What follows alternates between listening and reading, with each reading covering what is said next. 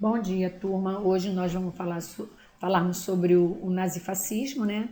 Que ele foi um período entre guerras e que foi marcado por estabilidade econômica e fragilização das estruturas capitalistas, principalmente após a crise de 1929. Então, nesse contexto, embalados pela recém-formada União Soviética, houve a disseminação das ideologias socialistas como alternativa à crise econômica de 1930. Porém, o temor de uma expansão revolucionária, inspirado nos acontecimentos de 1917 na Rússia, que contribuiu para a ascensão do nazismo e do fascismo como fenômenos políticos, sociais e econômicos no período entre guerras. Então, esses sistemas tinham como principais características: temos o totalitarismo, né, que é o sistema político baseado na intervenção e presença dos Estados em todos os níveis e aspectos da sociedade. O nacionalismo, supervalorização da cultura e dos símbolos nacionais para criar um ambiente de unidade em torno do líder. O autoritarismo, imposição de autoridade indiscutível do líder, né, comandante dos ou for, e o militarismo, que vem a doação de uma política, né, armamentista e agressiva de uma organização militar na estrutura partidária para conquista e manutenção do poder. Anticomunismo, né, postura ideológica e agressiva, né, ante o chamado perigo vermelho. Antiliberalismo já vem da rejeição dos princípios democráticos e de liberdade econômica. Superioridade racial é a ideologia que prega a superioridade de determinadas etnias em relação a outra. Tá? No caso dos nazistas, que defendiam que o ariano, homem branco, alemães, eram superiores aos de outras etnias e por isso deveriam exercer sua supremacia no mundo. O fascismo italiano. O fascismo italiano, na Itália, a Primeira Guerra Mundial ela gerou um caos econômico, né? Dívidas de guerra, né? Queda da produção, numerosas perdas humanas, desemprego e uma grande inflação, né? Se abateram, né? Sobre os italianos. Então isso provocou o quê? Uma grande agitação da esquerda, que organizava protestos e greve por todo o país. Então a burguesia industrial estava o quê? Temerosa, né, com uma possível, né, bolchevização, né, do país e a população descrente às instituições políticas. Então nesse contexto surgiu o quê? Em 1919, o Partido Fascista liderado por quem? Por Benito Mussolini, e que defendia o uso, né, da força para conter o avanço das esquerdas. Grupos armados, os camisas negras, reprimiam as manifestações e as greves, onde que os integrantes desse grupo eram conhecidos como fascistas. Simbologia, né, fascista, né, onde que o Partido Fascista ele utilizava-se de alguns símbolos que criavam uma mística em torno do movimento. O termo fascismo vem de fascios, que significa feixe, né, o símbolo de um feixe de vara adotado pelo regime já era usado no Império Romano e representa unidade, a força da união e a autoridade. Então as camisas negras adotadas pelos partidários mais inflamados, né, do fascismo representavam o quê? O luto pela Itália, né, humilhada pelas potências, vitoriosa na guerra e traída pelos seus políticos. Aqui, né, gente, é a moeda de 100 liras italiana, de 1922 a 1923, com o símbolo do fascismo, né? Vocês estão vendo aqui, ó, o feixe, né? E aqui a machadinha, uma machadinha aqui, tá ok? Nas eleições de 1921, disputas por liberais, socialistas, comunistas e fascistas, né? Os fascistas obtiveram que uma votação inexpressiva, né? E o governo parlamentar é sustentado pelos partidos vencedores, né? porém não conseguia sanar os problemas financeiros e sociais do país. E Mussolini e os fascistas vislumbraram a possibilidade de um golpe. Em outubro de 1922, mais de 50 mil camisas negras vindo de toda a Itália chegaram à capital exigindo o poder. Era a marcha sobre Roma, onde que o rei Vítor Emanuel III, pressionado por industriais e latifundiários, que temia o avanço da esquerda e apoiado pela maioria do parlamento, convidou Mussolini para o cargo de primeiro-ministro. Era o primeiro passo para a implantação do fascismo.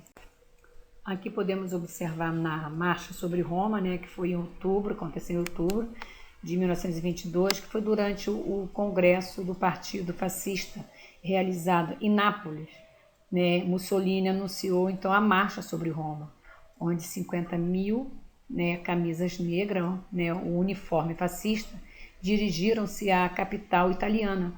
Impotente, o rei Vítor Emanuel III convidou o líder dos fascistas, o Benito Mussolini, para formar o ministério. Então, nas eleições fraudulentas de 1924, os fascistas obtiveram 65% dos votos e, em 1925, Mussolini torna-se o Dulce, líder italiano. Vou falar sobre o corporativismo, que tomou a sua forma final em 1934 na Carta del Lavoro, em italiano, Carta Constituição do Trabalho, que estabelecia o quê? Uma legislação trabalhista em direito aos trabalhadores, controle sobre os sindicatos e garantia de estabilidade social aos empresários. Esse documento, que regulamentava as relações trabalhistas na Itália fascista, serviu de inspiração à legislação trabalhista brasileira, implantada aí ao longo da Era Vargas, em 1930 e a 1945, onde culminou com a consolidação das leis do trabalho, que é a CLT, em 1943. Muitos aspectos dessa legislação ainda persistem na regulamentação das relações entre capital e trabalho atualmente no Brasil. O nazismo alemão. A situação da Alemanha após a Primeira Guerra Mundial era muito delicada, tanto em termos políticos e econômicos quanto sociais. Então, com altas taxas de desemprego, inflação exorbitante e produção industrial insuficiente. Então, além disso, os alemães viviam o quê? Num clima de revolta e revanchismo. Então, após as imposições do Tratado de Versalhes. Então, nesse contexto, as manifestações operárias organizadas pelos socialistas eram constantes. E em janeiro de 1919, uma tentativa de golpe comunista liderada pela Liga Espartaquista foi violentamente reprimida e seus líderes, Rosa Luxemburgo e Karl Liebknecht, executados. Em 1919, Adolf Hitler ele ingressou no Partido Nacional Socialista dos Trabalhadores Alemães, que era conhecido como Partido Nazista. Austríaco de nascimento, lutou no exército alemão durante a Primeira Guerra e passou a viver na Alemanha.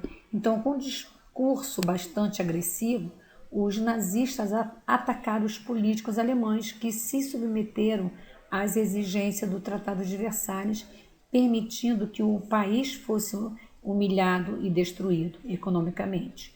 Então, para intimidar seus opositores, o Partido Nazista atuava apoiado por uma estrutura paramilitar, que eram as tropas de assalto, SA, na sigla em alemão, e as tropas de segurança, SS, na sigla em alemão. Em 1923, como garantia do pagamento de parcelas das dívidas de guerra, os franceses ocuparam o Vale do Ruhr, zona industrial alemã, e confiscaram toda a produção industrial do país. Mais uma vez humilhada, a Alemanha mergulhou numa profunda crise financeira caracterizada pela hiperinflação.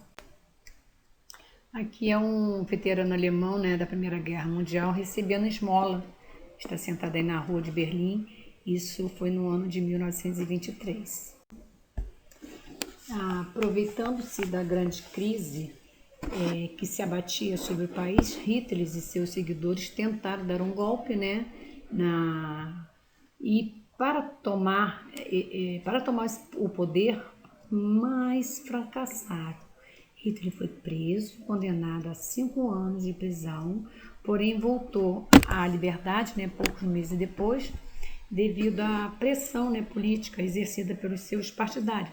Na prisão escreveu parte do livro Mein Kampf, Minha Luta, no qual ele fundamentou as bases da doutrina nazista, que foi o repúdio, né, ao Tratado de Versalhes, tido como uma imposição injusta à Alemanha derrotada. Antissemitismo, por meio do qual classificava os judeus como os traidores do povo alemão, já que eram capitalistas ou comunistas. Anticomunismo, né, pelo fato de que o comunismo defender, né, a luta de classe geradora de divisões na sociedade, e o internacionalismo, né, proletário, que contrariava o nacionalismo. E também a superioridade da raça ariana, numa clara perspectiva eugênica, como justificativa para a liderança que a Alemanha deveria exercer no mundo. E também o espaço vital, territórios que a Alemanha, né, deveria recuperar ou ocupar para garantir sua hegemonia. Então, esse conjunto de ideias passou a ter o maior adesão após a crise de 1929, e onde que agravou, né, o cenário econômico alemão, aumentando aí o clima de insegurança financeira, social, e levando milhões de desempregados, ex-soldados, estudantes e agricultores a integrar, né, as fileiras nazistas. Ao mesmo tempo, os partidos de esquerda, né, também aumentaram os seus quadros, fato que atemorizava, né, indústrias, latifundiários alemães, além do crescimento eleitoral, né, as SA. Agiu então livremente, entrando em constante confronto com os grupos de esquerda e sindicalistas. Essa imagem, né, é o Hitler deixando a prisão em dezembro, né, de 1924. Em 1932, Hitler foi derrotado nas eleições presidenciais, mas o partido nazista elegeu a maioria dos deputados, tá, para o parlamento Reichstag, né, que em alemão, atendendo aí a pressão dos grandes industriais e latifundiários, tá, e também da parte do parlamento.